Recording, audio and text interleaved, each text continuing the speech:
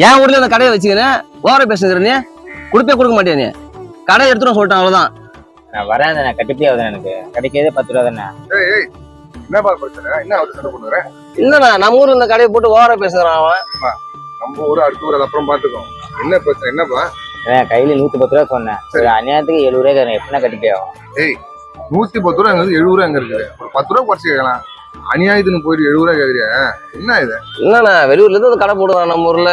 தம்பி வெளியூர் உள்ளூர் அதை பத்தி பேசக்கூடாது. ஏன்னா நாம எங்க இருந்தாலும் வேற ஊருக்கு போய் படிச்சுதான் ஆகணும். அதனால யாரையுமே மட்டம் தட்டக்கூடாது, புரியுதா? அதெல்லாம் இது வேணாம். இப்ப என்ன போகணும்? எவ்வளவு வேணும்? 100 ரூபா கொடுத்தா ஓகேவா? வாங்கி சொன்னா 100 ரூபா என்னப்பா? 70 ரூபா தான் கொடுப்பேன் நானு. சரிப்பா நீ 70 ரூபா கொடுத்துப்போம். நான் மீதி நான் கொடுத்துறேன். அண்ணா மீதிலாம் நீ கொடுக்காத. இந்தா கொடுத்துட்டு போயப்பா, நான் கொடுத்துறேன்.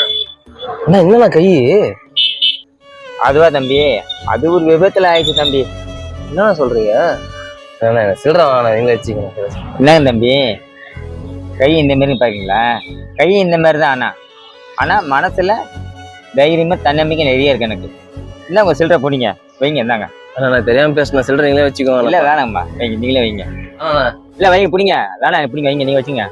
தம்பி இப்ப தெரியுதா? அவங்கவுங்க கை கால் நல்லா இருந்தாலும் அடுத்தவங்க உழைப்புல சாப்பிடுறாங்க. ஆனா கை கால் குறை இருந்தாலும் விபத்துல போனாலும் அவரு தன்னோட தன்னம்பிக்கையும் தைரியத்தை போச்சுட்டு இருக்காரு. 10 ரூபா குறைச்சு கேளுங்க, தப்பு இல்ல. அது நீ 70 ரூபா கேக்குறீங்களா? நம்ம ஊரு சொல்லிட்டேன். வேணாம் சரிங்களா? ஓகே பரவாயில்ல. சரி வாங்க ஐயா, சிறப்பு வரட்டுமா? தப்பா எடுத்துக்காதீங்க. சரி வரேன். ஓகே.